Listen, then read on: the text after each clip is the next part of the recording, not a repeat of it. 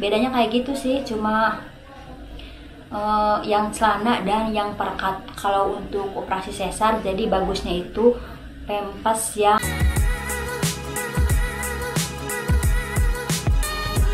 Hai sahabat YouTube, assalamualaikum, welcome back to my YouTube channel. Alhamdulillah bisa bikin video lagi karena memang sibuk juga sama diri bayi ya, habis melahirkan kayak gitu. Ini dia bayinya lagi diayun, mudah-mudahan anteng pas aku bikin video ini. Oke sahabat YouTube, semoga kalian sehat selalu ya, dan alhamdulillah aku juga dalam keadaan sehat. Di video kali ini aku mau ngasih tahu kepada kalian apa aja barang-barang yang harus dibawa ke rumah sakit ketika kita mau lahiran. Oke, bismillahirrahmanirrahim. Ini dia tulisan dari bidan apa aja yang harus kita bawa. Jadi kita ketika pas trimester ketiga, bidan akan ngasih selembar secuil tulisan apa aja yang harus dibawa kayak gitu.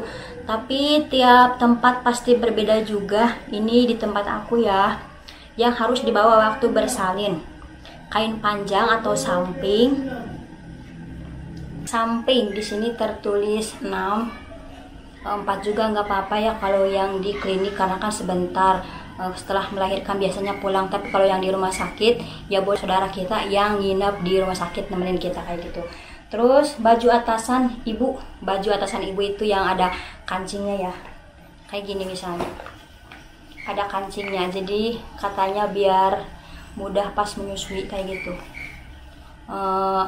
Pakai daster juga sih nggak apa-apa ya, bawa daster sama aja sih, yang penting mah ada kancing di depan, ada sleting kayak gitu biar lebih mudah untuk menyusui. Terus celana dalam ibu ya, celana dalam mah pasti semua pada tahu ya, celana dalam bawahnya 2. Terus baju juga 2 ya, lebih juga nggak apa-apa takutnya. Pokoknya kalau yang di rumah sakit dilebihin juga nggak apa-apa, karena kan kita di rumah sakit itu 3 hari. Next ya, ini kayak misal kayak gini, daster yang ada sletingnya kayak gini juga nggak apa-apa. Terus popok bayi. Oke, popok bayi pas waktu aku ya pengalaman, popok bayinya memakai pempas yang perekat, yang newborn kayak gitu, karena kan bayinya juga masih kecil, jadi rekomendasi bawa yang paling kecil, yang newborn kayak gitu. Bawanya 6, popok bayi bawa 6, tapi lebih juga nggak apa-apa sih, takutnya kan si dede bayinya pipis terus kayak gitu ya. Next di sini tertulis baju bayi 3 setel. Ini kayak gini baju bayinya.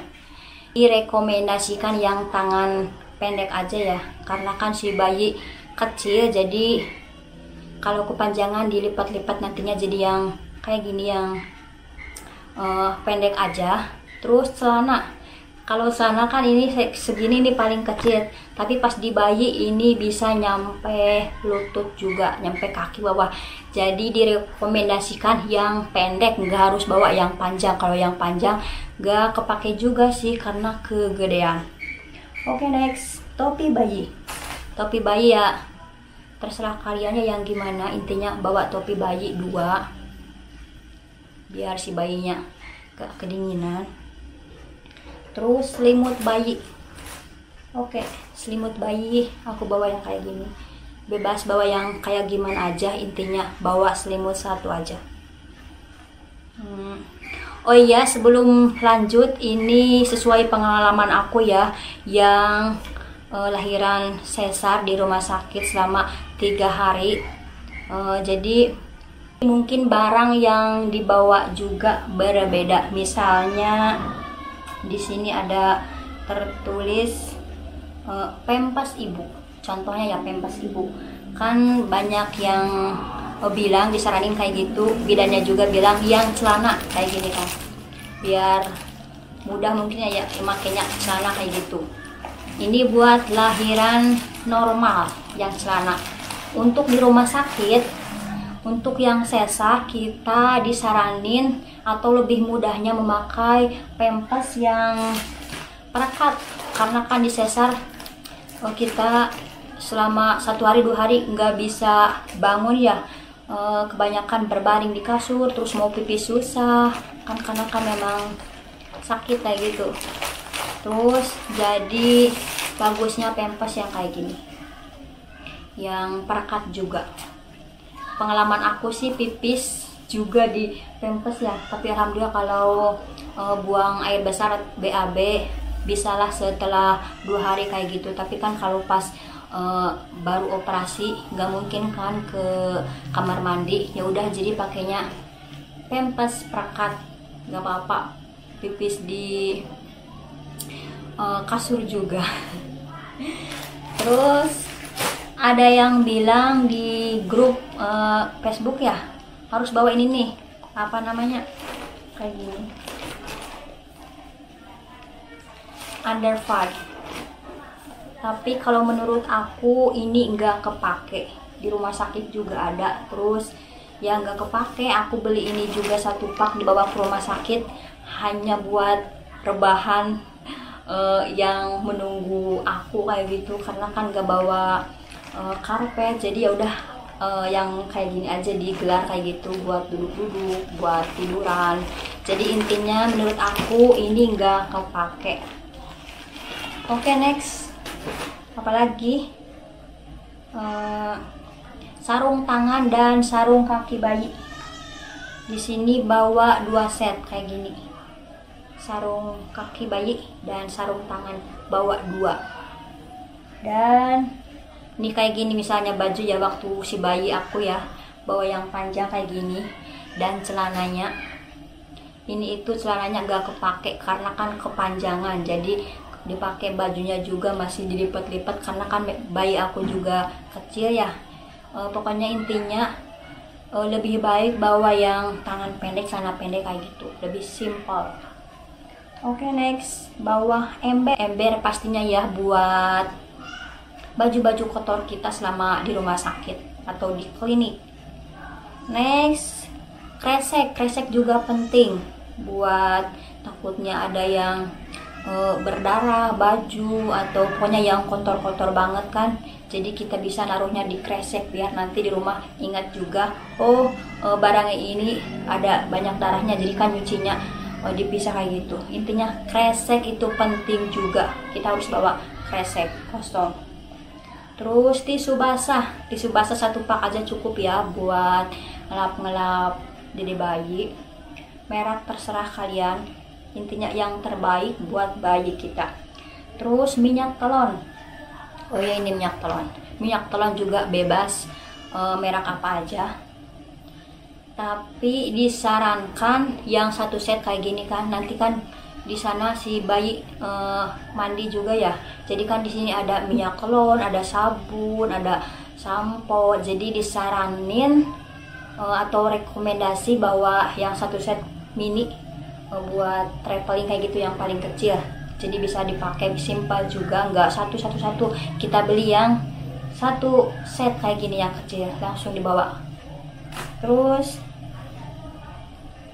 alat makan pastinya penting juga ya, misal termos, gelas, sendok, piring buat kita makan sendiri atau buat keluarga kita yang nemenin. Tapi karena di rumah sakit biasanya dikasih makan, jadi kita hanya butuh air panas aja buat bikin teh.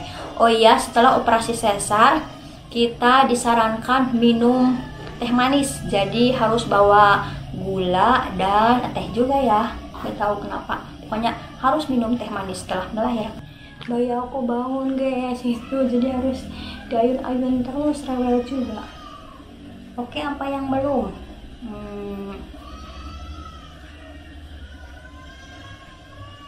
Oh iya, bedong bayi. Di sini bedong bayi harus bawa 6. Bedong bayi harus bawa 6. Ini kayak gini. Tapi menurut aku 3 aja cukup, jadi nggak harus banyak-banyak ya. Apalagi ya?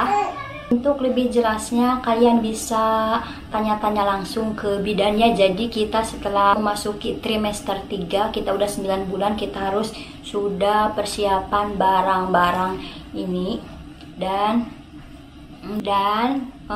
kepada para bunda-bunda yang lagi berjuang garis 2, yang pingin hamil, mudah-mudahan cepat hamil, dan yang lagi menanti dedek bayinya keluar atau lagi menanti kelahiran, mudah-mudahan lahirannya lancar. Jadi intinya kita harus sedia barang-barang, kita persediaan barang-barangnya itu pas memasuki usia kandungan 9 bulan. Jadi kita masukin ya barang-barang dede bayi, jadi kan biar nggak ketuker juga pas bidan mana baju bayi atau peralatan mandi bayi. Jadi kalau dipisahkan ke keperluan ibu atau keperluan bayi kayak gitu, lebih gampang aja ya keluarga kita atau suami kita mengingatnya. Intinya kalau buat barang-barang bayi kita taruh di tas kecil atau bisa juga dimasukin semua ke koper biar lebih simpel juga bawanya, tinggal derek aja kayak gitu ya.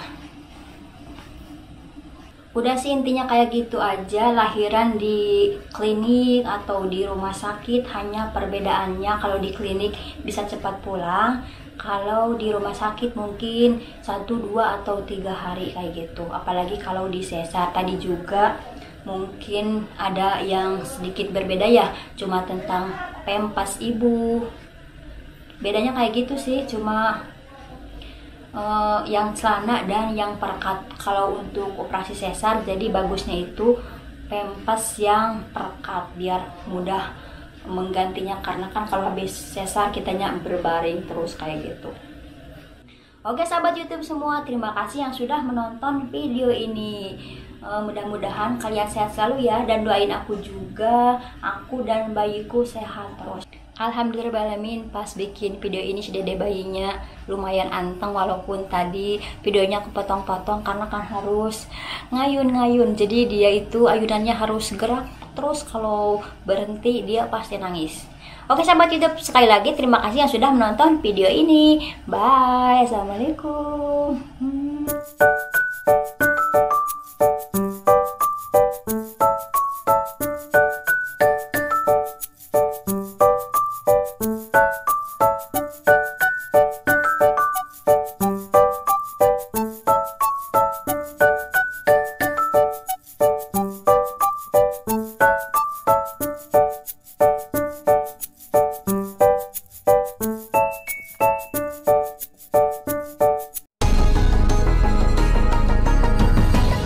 Bagi kalian yang belum subscribe, tolong bantu subscribe ya.